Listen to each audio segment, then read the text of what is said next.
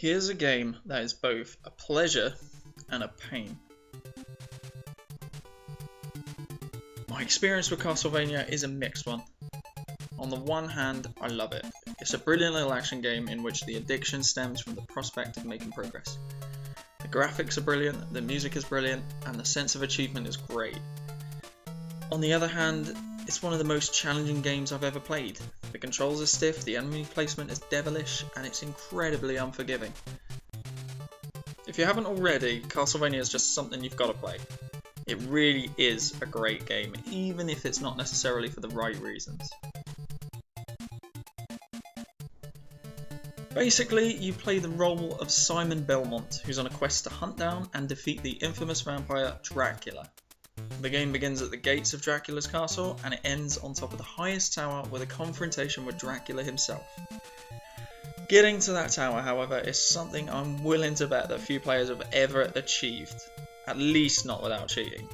As I've said already, this is one hell of a tough game. Why is it so hard? Well, firstly, let's address the controls. In reality, they're actually quite tight and responsive. It's just you don't move very fast, you have limited control over your whip, and one of my greatest gaming annoyances, you have no mid-air control when jumping. What this all adds up to is that you're going to have to fully commit to your every move. There'll be no half-hearted attacks or jumps if you're wanting to make any kind of progress in this game. The game will slap you down if that's how you play. Now, although this is a side-scroller, the challenge of Castlevania doesn't come from the platforming, but rather the numerous enemies you're going to encounter. Whether it's those damn little flying Medusa heads, the knights who throw the axes, or those little Igor-like characters that just jump around everywhere, you're likely to find something that's going to test your patience. Now, I won't mention any specific bosses, but after the first two, they become a serious challenge. And then you've got the biggest enemy of all, the pits. Yes, as you're already aware, I'm sure, these things are the most common cause of death. If you get hit in Castlevania, you get knocked backwards. If you happen to be standing next to a pit when you get hit, then you're instantly dead. No second chances.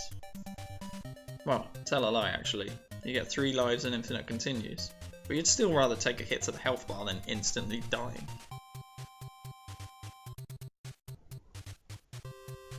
Each attempt to get in through Dracula's castle is going to be a massive test of both skill and patience.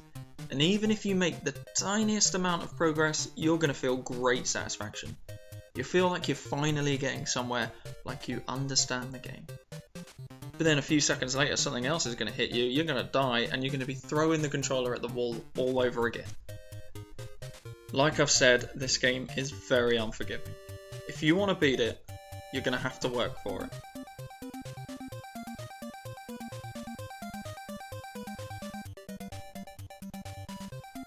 For those of you who know me, you wouldn't think this would be the sort of game I'd enjoy. When it comes to complaints about games, I could write a whole series of books about it. Seriously, I moan all the damn time. However, with Castlevania, I just put up with it. Why? Well, because the game doesn't hide anything from you. You'll know right away how stiff the controls are. You'll know what happens every time you take a hit. You're going to learn where the power-ups are, how to use them, and you're going to know how your enemies are going to fight you. The game will even go as far as to give you a nice smooth difficulty curve, so as the challenge doesn't just suddenly increase tenfold. It's a tough and brutal game, but its challenge is an honest one. You know, I'd love to have recorded a playthrough of this for VG Gameplay, but in all honesty, I've never completed this game. In fact, the furthest I've ever got to is the Grim Reaper. Maybe I'd stand a better chance against him if it weren't for the damn corridor that leads to him. It has taken me God knows how long to get a pattern down that allows me to pass through without getting hit. But then it's not like the journey up until that point is any easier. You really do need to hook up the perfect run through this whole stage. And then you have to have the perfect strategy for the Reaper, which by the way, I don't. I don't think I've lasted more than about 10 or 15 seconds against him, so I'm a long way off figuring that out. And when it comes to perfecting a run through a particular stage, that's pretty much the story for the whole game. You can either slog it out and try the same stages over and over again until luck prevails, or you can study it and learn to overcome it. Naturally, you're going to want to pick the second strategy, but as your patience wears thin, you're going to find that you're going to be blending the two together. The more annoyed you get, the worse you're going to play, and the quicker things are going to come crashing down around you. I know I'm making this sound like one of those games that's just hard for the sake of being hard, like Ninja Gaiden. Hard enough that it's as if the game was designed to piss you off, but really that's not the case for Castlevania. It's just hard. Fortunately, it's really satisfying to play through and it rarely feels unfair. As I've mentioned briefly, the graphics and music are brilliant. Whilst the visuals offer up a creepy and colourful perspective on Dracula's castle, the music almost turns the game into an awesome action adventure. It really is some of the best video game music I've ever heard, and it gets you pumped as you embark on your umpteenth attempt at beating the game.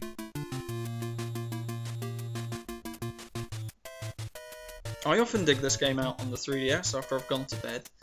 The lights are off, the headphones are in, and it's just pure atmospheric gaming.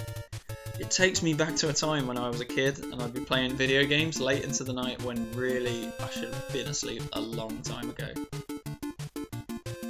Once again though, this is another NES classic I didn't actually play as a kid. It's one I've only got around to playing about 7 or 8 years ago.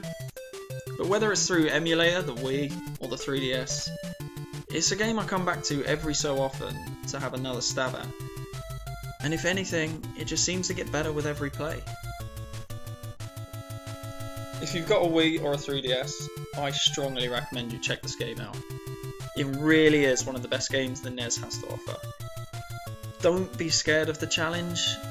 Although it will be one of the hardest games you're ever likely to play, it's not about trying to complete the game as much as it is about enjoying trying to complete the game, if that makes any sense.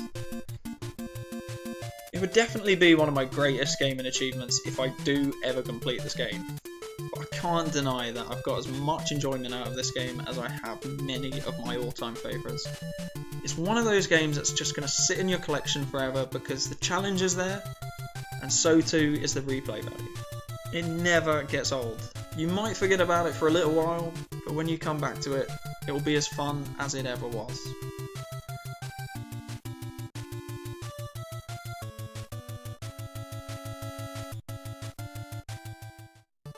And there you have it.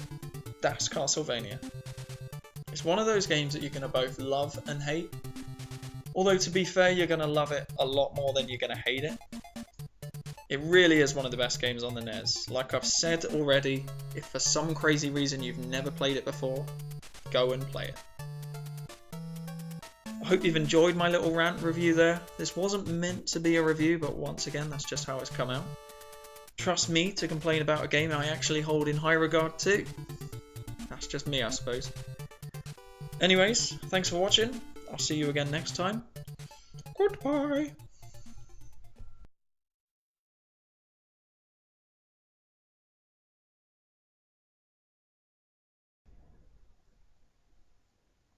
Oh yeah, and one more thing.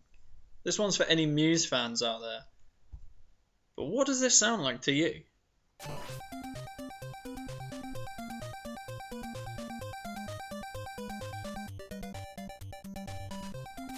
Sounds a lot like In Your World, doesn't it?